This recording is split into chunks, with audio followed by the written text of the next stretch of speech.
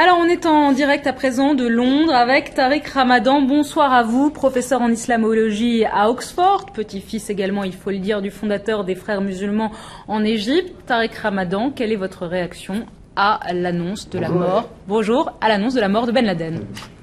Bonjour, et pourquoi faut-il dire que je suis le petit-fils d'eux?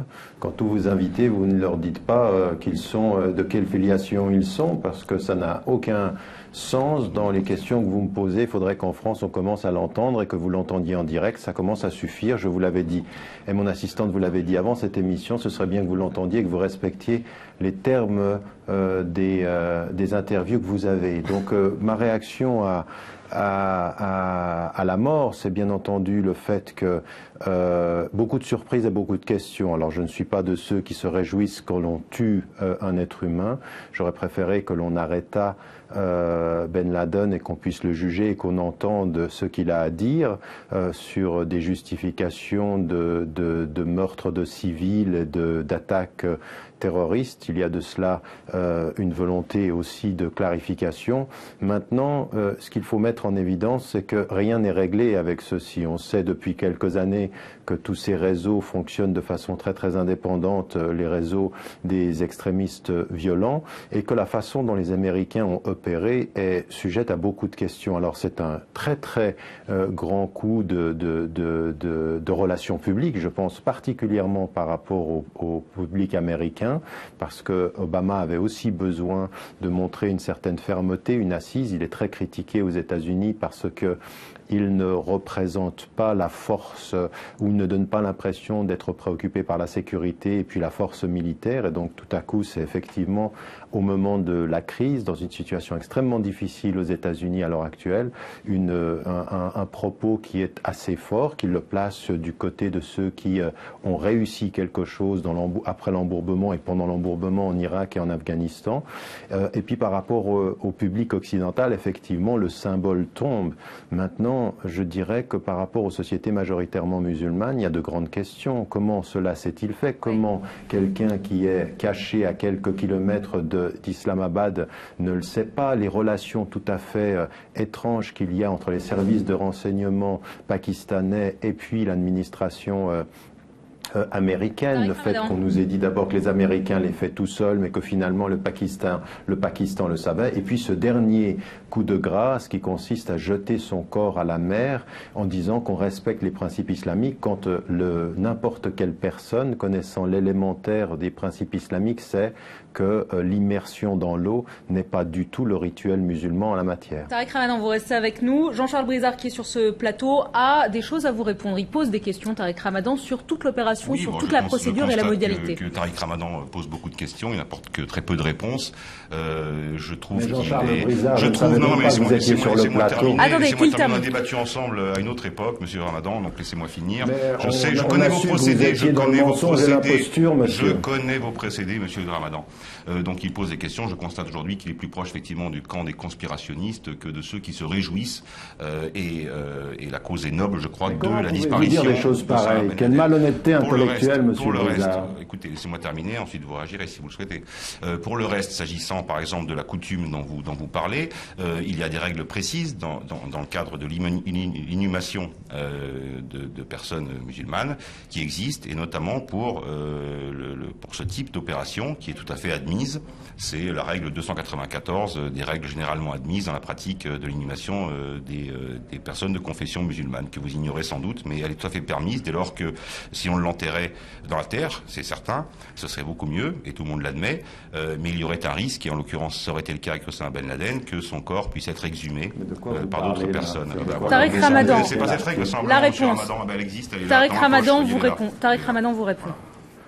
Écoutez, Monsieur Brizard va sans doute, vous savez, effectivement, j'ai déjà débattu avec lui, mais si vous m'aviez dit avant votre programme avec qui j'allais débattre, je ne serais pas venu parce que j'ai l'habitude de parler à des gens intellectuellement honnêtes et non pas à des gens qui ont été remis, qui ont été licenciés par le gouvernement suisse pour des opérations et des rapports qui ont été falsifiés. Donc simplement vous dire une chose, vous allez sans doute, Monsieur Brizard, vous frisez la diffamation, Monsieur Ramadan, encore une fois, c'est pas nouveau. S'il vous plaît. Monsieur Brizard, vous avez la parole. Vous ne parlez pas de Monsieur Brizard, c'est hors sujet, on parle de la mort de Ben Laden. C'est plus important. Non, vous me mettez en face de moi. Vous me mettez en face de moi quelqu'un qui dit qu'il connaît mes méthodes et vous voulez pas que je parle de lui. C'est quand même tout à fait étonnant. Maintenant, le responsable d'Al-Azhar, ce matin, a mis en évidence et répondu à ce qui avait été dit par l'administration américaine, qui avait dit qu'on a respecté les principes islamiques. Le seul principe qui a été respecté, c'est celui d'enterrer ou de faire la procédure dans les 24 heures. Mais l'immersion dans l'eau, le président et le recteur d'Al-Azhar a dit que ça ne respectait absolument pas le rite musulman. Mais peut-être que un expert en terrorisme, soi-disant, va nous expliquer ce que sont les rites musulmans maintenant. Mais la question n'est pas là. La vraie question, elle est que dans la façon dont les choses se sont faites, il y a, sans être conspirationniste, des questions à poser. Bien sûr qu'il y a des questions à poser. Ces questions, c'est comment se fait-il que dans l'espace de 2 heures, le Pakistan dise d'abord qu'il n'était pas au courant, puis qu'ensuite dise qu'il était au courant, que dans l'espace de quelques heures, de la même façon, on trouve quelqu'un à quelques kilomètres du Pakistan sans que personne ne le sache. Même l'ambassadeur pakistanais en Grande-Bretagne met en évidence le fait que finalement on savait quand même que quelque chose se préparait. Donc et que c'est pas possible qu'il soit là sans que personne le sache. Et la dernière des choses, c'est que comment se fait-il qu'une opération aussi importante, nous n'en ayons aucune véritable image, ni de la personne qui est tuée, ni de rien. Alors c'est pas du tout des thèses conspirationnistes. Le fait de poser des questions, c'est ce qu'on appelle la volonté de clarification. Car enfin, il y a quand même à dire qu'avec tous les moyens mis en place par l'administration américaine, eh bien, il y a quand même des questions à poser sur la façon dont le terrorisme est pris en charge. Ça veut dire d'une façon extrêmement claire qu'il faut continuer à investiguer, espérer que cesse effectivement le terrorisme violent de la part des islamistes, violents et radicaux, et puis qu'on en arrive à célébrer de façon plus approfondie l'autre versant de ce qui est en train de se passer dans les sociétés majoritairement musulmanes, c'est-à-dire le mouvement vers la démocratie et la liberté. Tariq Ramadan, vous êtes toujours avec nous. C'est Paul Quilles qui a un petit mot à vous dire à présent, ancien ministre de la Défense. Oui, je vous ai entendu dire que vous souhaitiez parler à des gens honnêtes et honnêtement.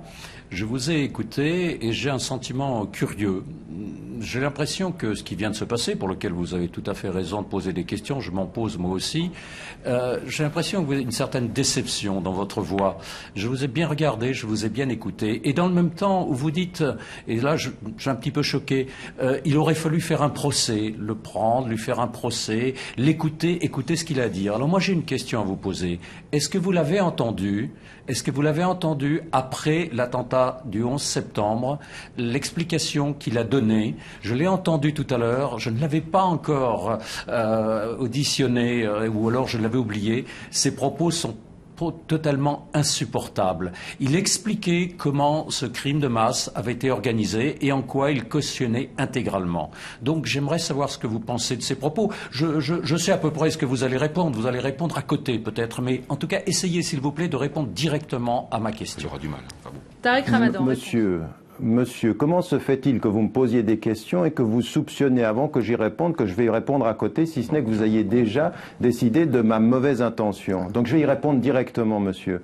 Il n'y a aucune ombre de déception, monsieur, dans la réponse que j'ai eue. Ne confondez pas vos impressions avec la substance de mes réponses. Et la substance de mes réponses, elle est extrêmement claire, monsieur.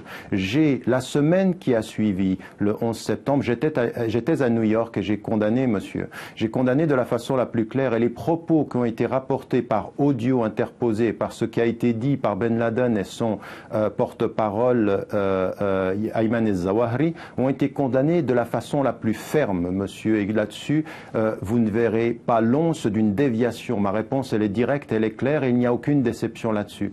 Mais monsieur, j'aimerais vous dire une chose. Quand quelqu'un est responsable de la mort de civils, et qu'on peut essayer de faire en sorte de l'arrêter et de le questionner questionner devant l'histoire, eh ben, je veux l'entendre. Parce que je ne me réjouis pas, monsieur, de l'assassinat d'un homme, fût-il le pire des hommes. Je préfère que la justice soit faite et qu'il rende compte devant les hommes de ce qu'il a à dire. Et si ceci vous choque, monsieur, j'aimerais dire de la même façon que j'aimerais entendre, et devant un procès et devant un tribunal, monsieur Bush répondre aussi des actes des civils irakiens. Et ne me dites pas que je mets sur le même plan les actes terroristes et les actes de tuer les civils qui ont été faits par Ben Laden, que j'ai condamnés, mais je dis très clairement que je ne suis pas de ceux qui se réjouissent quand on tue un homme, que je suis de ceux qui ont envie d'entendre et de questionner et de rendre justice devant les hommes. Si ma réponse n'est pas claire, posez-moi une seconde question, je serai encore plus clair si vous le voulez. Merci beaucoup Tariq Ramadan, on voulait votre point de vue, il est on ne peut plus clair, on l'a eu ce soir, merci d'avoir été en direct avec nous. Paul Quilles, vous avez votre réponse.